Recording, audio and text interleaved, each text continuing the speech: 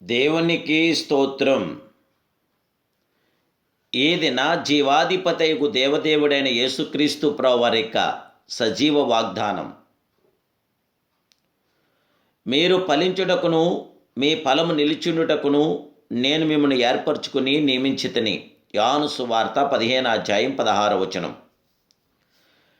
ప్రియా జీవాధిపతగు దేవదేవుని బిడ్డలారా, ప్రభువైన యేసుక్రీస్తు సుందరమైన నామములో మీ అందరికీ నా హృదయపూర్వకమైన శుభాలు ఈ ఉదయకాల సమయంలో తెలియపరుస్తున్నాను. జీవాధిపతి అయిన దేవుని బిడ్డలారా, మీరంతా బాగున్నారు కదూ? మీ కుటుంబ సభ్యులందరూ కూడా సురక్షితంగా ఉన్నారు కదూ? దేవుడు మన దేవుడు మనల్ని విడువని దేవుడు. మన యొక్క కృపను కనికరమును ఆదరణను చూపి మనలను బలపరిచి స్థిరపరిచి మనకు జయవిజయాలు అనుగ్రహించగల జయశీలుడు ఆయన మాత్రమే. అధైర్యపరక ధైర్యంగా ముందుకు సాగండి. అశాశ్వత ఈ లోకాన్ని మీరు ప్రేమించగా శాశ్వతమైన దేవదేవుడైన యేసుక్రీస్తు ప్రభువారి యొక్క నామము ద్వారా, ఆయన రక్తము ద్వారా, ఆయన వాక్యానుసారంగా పరిశుద్ధాత్మ శక్తితో మనం నింపబడగలదు. మీరు ఫలించుటకును మీ ఫలం నిలిచుండుటకును నేను మిమ్మల్ని ఏర్పరచుకుని నియమించదనని మహిమాస్వరూపుడు తెలియపరుస్తున్నాడు. దేవుని బిడ్డలారా, మనము ఫలములు ఇవ్వవలనని ప్రభు ఏర్పరచుకున్న సంగతి మరవకూడదు. చెట్టు నాటిన వాటికి ఒక ఖచ్చితమైన ఉద్దేశం ఉంటుంది. కొబ్బరి మొక్కను నాటినవాడు కొబ్బరి బండములను కొబ్బరి కాయల కొరకు కనిపెట్టిను కదా. ఆ ప్రకారమే మనము ఎన్నుకున్న క్రీస్తుకు మన ఎడల ఖచ్చితమైన ఉద్దేశం కలదు. ఆ ఉద్దేశము మన పట్ల నెరవేర్చాలని ప్రభు చూస్తున్నాడు. దేవుని బిడ్డలారా, యేసు ఆకులు గల ఒక అంజూరపు చెట్టును దూరం నుండి చూసి దాని మీద ఏమైనాను దొరికినేమో అని వచ్చాడు. ఫలభరితమైన జీవితమును మనం జీవించవలనని దేవాది దేవుడైన యేసుక్రీస్తు ప్రభు వారు కోరుచున్నారు. ఆదికాండం నుండి ప్రకటన గ్రంథం వరకు ఫలించు జీవితం గూర్చి చెప్పబడి ఉన్నది. ఆదికాండమందు జీవవృక్షమును దాని ఫలమును గూర్చి చదువుచున్నాం. ఆ ప్రకారమే పరిశుద్ధ గ్రంథమందలి చివరి అధ్యాయంలోనూ జీవవృక్షమును గూర్చి రాయబడి ఉన్నది. నెలకును ఫలించు 12 కాపులు కాయు ఆ వృక్షము యొక్క ఆకులు స్వస్థపరచు శక్తి గలవని దేవుడి వాక్యం ప్రబోధిస్తుంది. ఏదేను తోటలో కూడా అంజూరపు చెట్టు ఉండెను. అది ఆదామవ్వలకు ఆకులను ఇచ్చెను. వారు కన్నులు తెరవబడినప్పుడు తాము దిగంబరులమని తెలుసుకుని అంజూరపు ఆకులను కుట్టు తమకు కచ్చడములను చేసుకోగలిగారు. దేవుడిచ్చిన మహిమాను వస్త్రమును పోగొట్టుకుని ఎండిపోవు అంజూరపు ఆకులను ఎన్నుకుంటే ఎంత వేదనకరమైన సంగతి. దేవుని బిడ్డలారా, ఆయా ప్రాంతంలో యందు తిరిగి సేవ చేసిన ప్రభు అలసట ఆకలితో అంజూరపు చెట్టును తేరి చూచాను.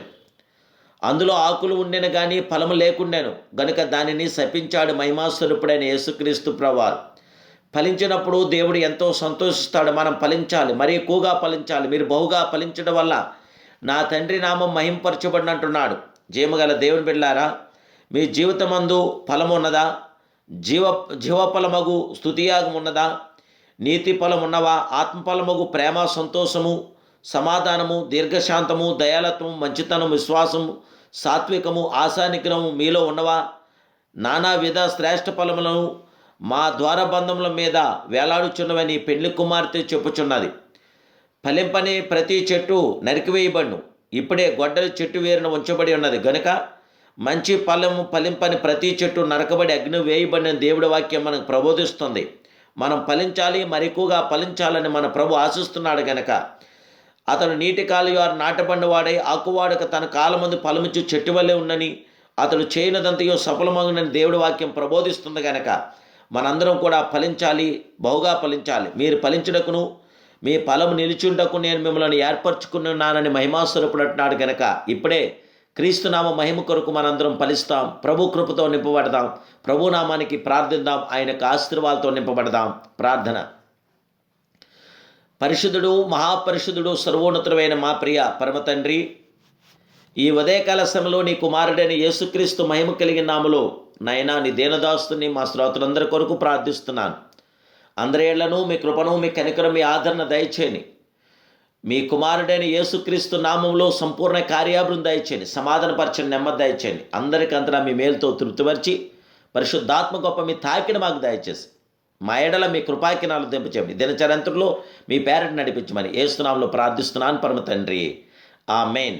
జీవగల దేవుని బిడ్డలారా, డిసెంబర్ 25వ తారీఖున త్రియేక దేవుని క్రిస్మస్ ఆరాధన జరుగుతుంది. రండి, సర్వాధికారైన ప్రభుని అందరము ఏకంగా కూడి ఆరాధిద్దాం, మహింపరుద్దాం, ఘనపరుద్దాం.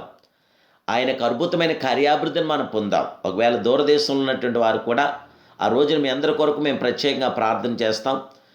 వాట్సాప్ ద్వారా మీరు మెసేజ్ చేయండి. దేవుడు సంపూర్ణమైన కార్యమును మీకు ఇచ్చి నూతన సంవత్సరంలో నూతన కార్యాలు మీ పట్ల జరిగించాలి, నూతన అభిషేకం మీరు పొందాలి, నూతన కార్యాభివృద్ధితో మీరు నింపబడాలని ప్రభు సన్నిధిలో ప్రార్థిస్తాం. దేవాదేవుడు మిమ్మల్ని ప్రేరేపిస్తే మీ యొక్క విలువైన అమూల్యమైన క్రిస్మస్ కానుకను మీరు పంపించండి. మా ఫోన్పే నెంబర్ 9440442637. దేవాదేవుడు మిమ్మల్ని సంపూర్ణంగా పరిపూర్ణంగా దీవించి ఆశీర్వదించి వర్ధిల్ల చేయనుగాక. God bless you.